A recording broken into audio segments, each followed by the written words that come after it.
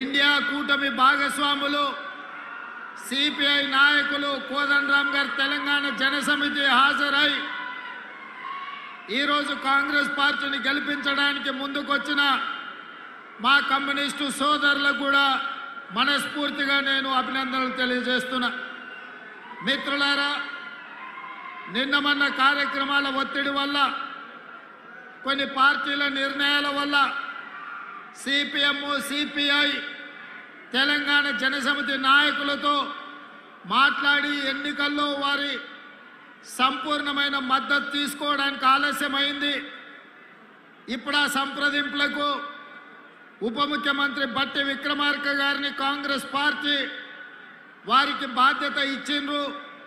రాబోయే 2-3 రోజుల్లో మిత్రులు బట్టి విక్రమార్క గారు, నేను కమ్యూనిస్టులను, కోదండరామ్ గారిని, ఇతర కలిసి వచ్చే ప్రజా సంఘాలతో చర్చించి రేపు జరగబోయే పార్లమెంట్ ఎన్నికలలో ప్రజాస్వామ్యాన్ని రక్షించడానికి, నరేంద్ర మోడీని బీజేపీని ఓడించడానికి అన్ని శక్తులను కూడగట్టుకొని సర్వం ఒడ్డి రాబోయే పార్లమెంట్ ఎన్నికల్లో ఇండియా కూటమిని గెలిపించి జూన్ 4 నాడు ఫలితాలు సాధించి జూన్ 9 నాడు ఢిల్లీ ఎర్రకోటపై 3 రంగుల జెండాను ఎగరేసి మన నాయకుడు రాహుల్ గాంధీ గారు ప్రధానమంత్రిగా ప్రమాణ స్వీకారం చేయబోతున్నారు. మిత్రులారా, నేను ఇవాళ మానుకోట ప్రజలు నేను అడగదలుచుకున్నా. ఈ ప్రాంతంలో 10 సంవత్సరాల నుంచి కారు గుర్తులే అధికారంలో ఉన్నారు. సర్పంచులు వాళ్ళే, ఎంపీడీసీలు వాళ్ళే, జడ్పీడీసీలు వాళ్ళే, ఎమ్మెల్యేలు వాళ్ళే, ఎంపీలు వాళ్ళే, మంత్రులు వాళ్ళే, ముఖ్యమంత్రులు వాళ్ళే ఉండ్రి. మరి 10 సంవత్సరాలల్లా ఈ ప్రాంతానికి రావాల్సిన నిధులు వచ్చినాయా? బయ్యారం ఉక్కు కర్మాగారాన్ని తెచ్చిండ్రా? కాజుపేట రైల్వే కోచ్ ఫ్యాక్టరీని వరంగల్ ప్రాంతానికి తీసుకొచ్చిండ్రా? ములుగులో ప్రకటించిన గిరిజన యూనివర్సిటీ ఆలస్యం కావడానికి కారణం ఏంది?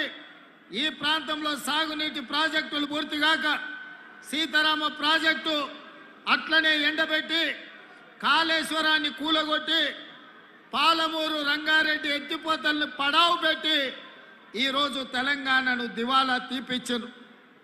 అందుకే మిత్రులారా, మొన్న జరిగిన డిసెంబర్లో ఎన్నికలలో కల్వకుంట్ల చంద్రశేఖరరావును బీఆర్ఎస్ను బండకేసి కొట్టిండ్రు.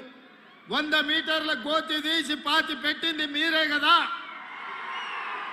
మరి ఇవాళ నేను అడుగుతున్నా, ఢిల్లీలో ఉండే మోడీ, గజ్వెల్ ఫామ్ హౌస్లో ఉండే కేడి, వీళ్ళిద్దరు తోడు దొంగలు. వీళ్ళిద్దరు కలిసి గూడు పుటాని చేసి తోడు దొంగలే తెలంగాణ ప్రజల యొక్క హక్కులను కాలరాసి తెలంగాణకు తీరని అన్యాయం చేసింది. మరి తోడు దొంగలల్లా ఒక దొంగను బండకేసి కొట్టి రెండో దొంగను మీరు వదిలిపెడతారా అని నేను మిత్రులను అడగదలుచుకున్నా. ఇవాళ ఇక్కడున్న కేడీకి మద్దతు పలికింది మోడీ కదా. కాళేశ్వరంలో 1,00,000 కోట్లు దోసుకుంటుంటే పట్టుకొని కటకటాలు లెక్క పెట్టించాల్సిన నరేంద్ర మోడీ, భారతీయ జనతా పార్టీ కేసీఆర్ ఇచ్చే కమిషన్లకు కక్కుర్తిపడి ఇవాళ కేసీఆర్ దోపిడీకి అనుమతి ఇచ్చాడు. అదేవిధంగా పార్లమెంటులో ఎప్పుడు అవకాశం వచ్చినా, ఏ బిల్లు వచ్చినా రైతు వ్యతిరేక నల్ల చట్టాలు, నోట్ల రద్దు, జిఎస్టీ బిల్లు, 3 తలాకు, 370 ఆర్టికల్, ఇలాంటి చట్టాలు ఏ వచ్చినా పార్లమెంటులో నరేంద్ర మోడీకి అండగా నిలబడి బీజేపీని గెలిపించింది బీఆర్ఎస్ ఎంపీలు కాదా?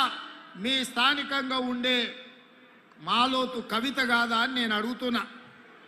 ఆ కవిత అయినా ఈ కవిత అయినా చంద్రశేఖరరావు తరపున నరేంద్ర మోడీకి ఓట్లు వేసిన వాళ్ళు, చెయ్యెత్తిన వాళ్ళే కదా. ఇవాళ మళ్ళీ ఏ మొహం పెట్టుకొని ఓట్లు అడగడానికి వస్తురని నేను అడుగుతున్నా.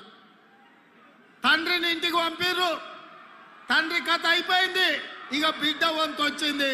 బిడ్డను కూడా జూన్ 1 తారీఖు నాడు ఇంటికి పంపించే బాధ్యత మా కాంగ్రెస్ పార్టీ కార్యకర్తలు తీసుకుంటారని నాకు సంపూర్ణమైన విశ్వాసం వచ్చింది.